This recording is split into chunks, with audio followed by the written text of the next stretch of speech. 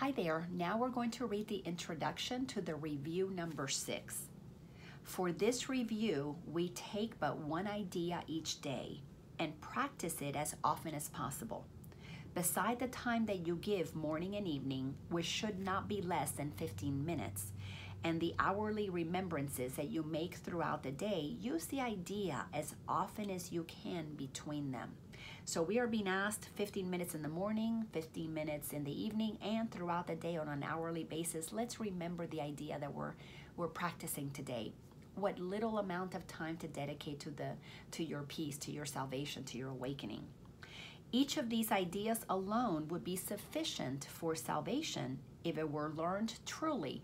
If you get every single one of these ideas, you're done. But they're being said in so many different ways to help you remember that they are true.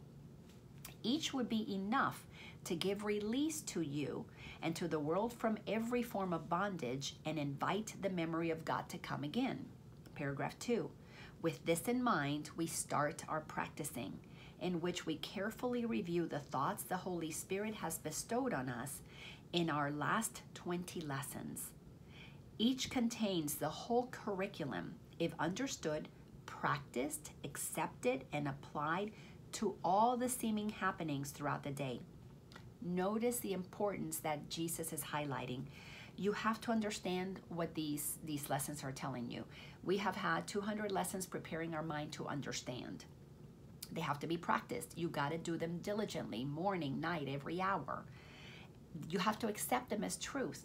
You have to totally trust that they are true, and you have to apply it to everything that happens throughout the day. So if it tells you to forgive, you got to apply forgiveness to everything. You have to be willing to make this the thing that you trust more than anything in the world, and as you apply it, you gather those little pearls of experiences that give you the efficacy, the validation, the evidence that this really, really works. One is enough. One time that you decide to do all of this is enough. But because we're humans, chances are most of us are going to need to do it repetitively. But from that one, there must be no exceptions made. So when you practice it one time, make no exceptions. Don't say, oh yeah, this works in this part of this, but not in that one. Make no exceptions. It has to work to what you're applying it truly. And so we need to use them all, and let them blend as one. So all these lessons, we're going to let them blend as one, as each contributes to the whole we learn. These practice sessions, like our last review, are centered around a central theme with which we start and end each lesson. It is this: I am not a body, I am free, for I am still as God created me. Our focus is on what we are, because we're not bodies. Sentence number 6 in paragraph 3. The day begins and ends with this, and we repeat it every time the hour strikes or we remember. It's okay. If you remember, wonderful every hour. If you don't, do it as much as you possibly can. And if you remember to do it more often, it's okay. So let me read that again. And we repeat it every time the hour strikes or we remember.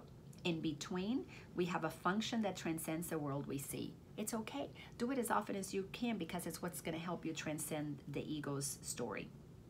Beyond this, and a repetition of the special thought we practice for the day, no form of exercise is urged, except a deep relinquishment of everything that clutters up the mind and makes it deaf to reason, sanity, and simple truth.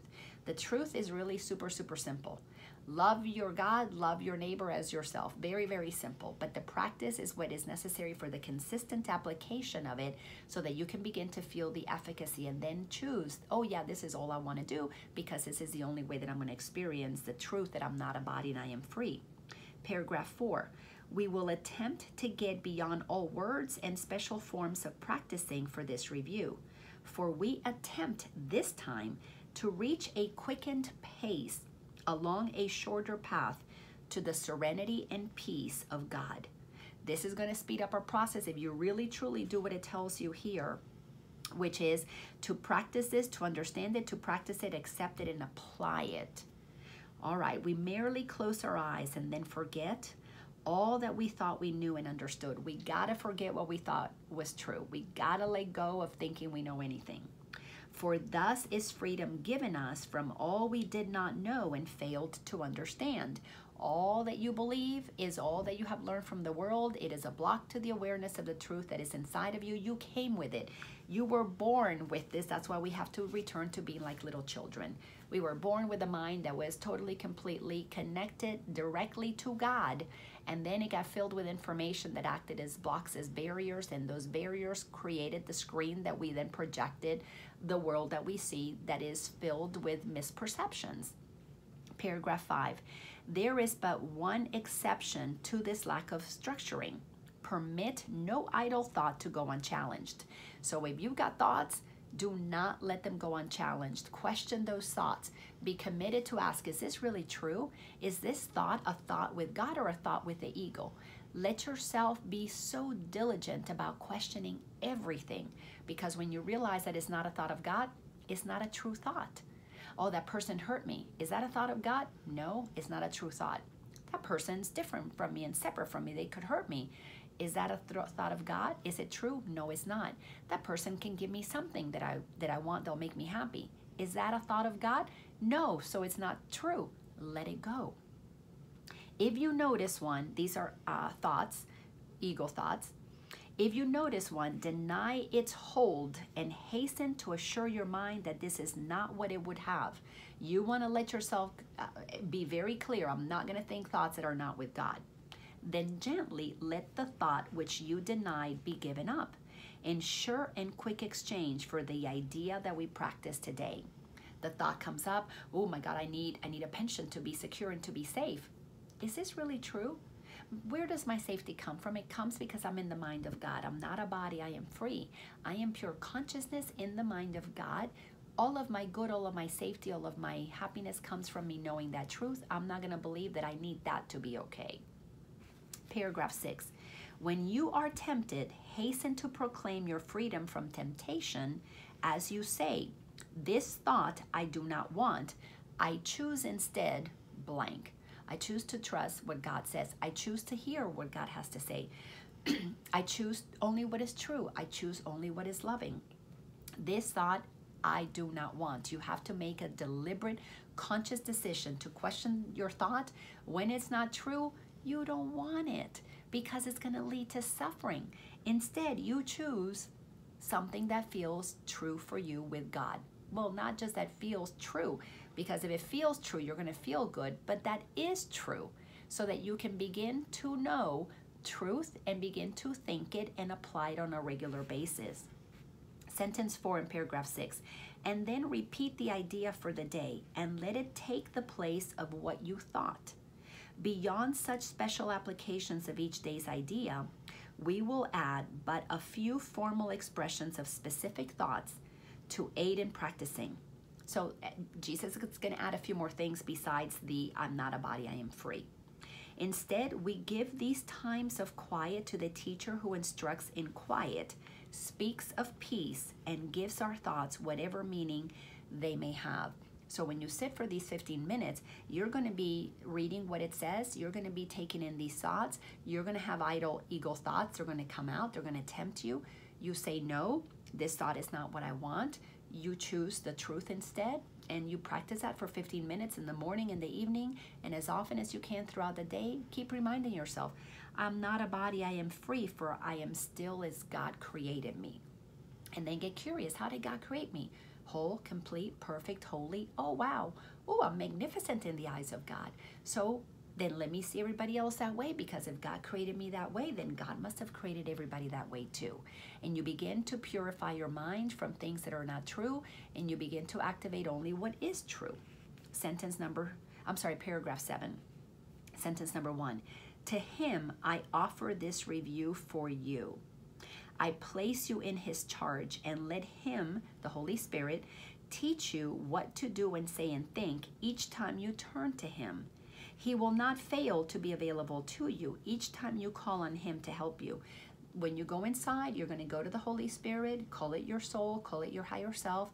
That is the part of you that has the truth. So you're learning to listen to the truth that's already in you. the higher aspect of yourself, the one that vibrates at a higher frequency. That's what we're lifting to. We're shifting from the ego density, which is low frequency thoughts, to the higher frequency thoughts, which are true. The truth of God that's inside of us. It's already in your mind. We're just remembering it. You were born with it. That's why we have to be little children to reconnect what we were born with. So let us offer him the whole review we now begin. And let us also not forget to whom it has been given, as we practice day by day, advancing toward the goal he set for us, allowing him to teach us how to go and trusting him completely for the way each practice period can best become a loving gift of freedom to the world. So as we say, okay, I trust that the Holy Spirit is in me. It is that voice for truth, that voice for God. I'm going to go to it. This thought that I'm thinking I do not want, I prefer to know the truth instead. What is the truth? I expect that it's going to come to me. As I align with that truth gives me the gift of freedom because I feel peace. Once I feel free, I release the world and I go out there recognizing everybody is just like me, created by God. They're not bodies, they are free. I see them as that. Excuse me, this practice begins to be a sacred process that you will want to do always and forevermore. It is amazing, amazing when you choose to see everyone as a child of God, as energy, as light, as magnificence, as holy. When you begin to see them as that, it's because you know that that is who you are. Enjoy this practice. I'll see you in the next lesson. Thank you.